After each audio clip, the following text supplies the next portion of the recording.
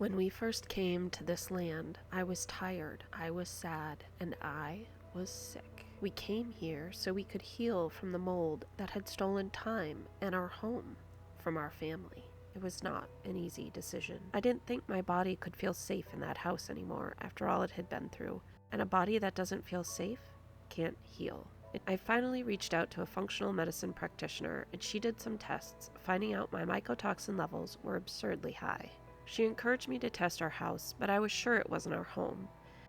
I had convinced myself that the mycotoxins came from an exposure we had in a hotel room during a trip.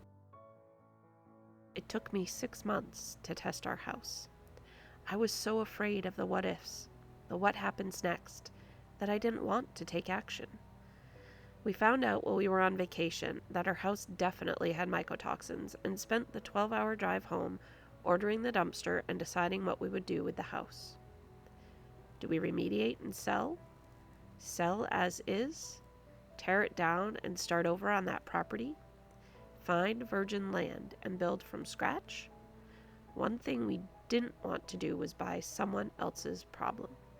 We decided to remediate our house and build a house on virgin land to suit our family's needs. We knew that starting over would be hard, and on top of being sick, we weren't spring chickens anymore. We had thrown away most of our possessions, bringing with us only the items that could be remediated. River and I had worked every day for a week, sorting our belongings into items that could be remediated and items for the dumpster, while our boys sadly watched beloved stuffed animals, games, and favorite books being thrown away. My heart broke for our children. A large dumpster filled 3 times over, our remaining possessions put in storage, a remediation company that tore apart and cleaned the house, and then the rebuilding of the home I had grown up in. The first home to all of our children, and the birthplace of one of them, so that we could sell it. This was not in the plan that River and I had discussed for the future. Our house was a year away from being paid off, and we were planning to take the kids on several trips. We found the land that we would build our new home on, and things started moving quickly. We began by cutting down trees to build the driveway. Trace and I learned how to use a chainsaw and fell a tree. The plan was to camp on the new land until our winter housing became available. We built a tent platform and lived in our tent for 3 weeks while we waited to move into our friend's house. It was a beautiful time of healing and rest. We would snuggle together in the tent and read or play games. We cooked and ate outside before the mosquitoes drove us into the tent for the evening. I slowly started to heal. Being in nature 24 hours a day was exactly what my body needed.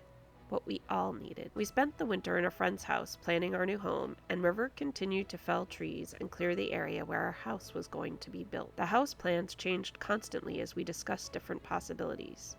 We finally decided on a 4-bedroom house with a large open concept living, dining, and kitchen area with a guest space over the garage. By the time we needed to begin ordering windows and building supplies, we had decided to build the garage first with an apartment over it and add the house on afterwards. We just didn't have time or energy to build the house the way we wanted to. We needed to have somewhere to live by the following winter. We had about 5 months, from June to October, to make the building habitable. By spring, we had built the rough driveway up to the house site, had a well drilled, and electricity run. We began preparing the space for the foundation slab in May. At the same time, we decided to build a barn that we would camp in for the summer. We moved into the barn in mid-June and camped there until mid-October. Being outside all the time was the best medicine for all of us, with the added benefit of living right next to the house we were building. We had running water, electricity, a porta potty, and a roof over our heads. It felt pretty luxurious compared to our camping site in the fall. Best of all, we were together and we were healing.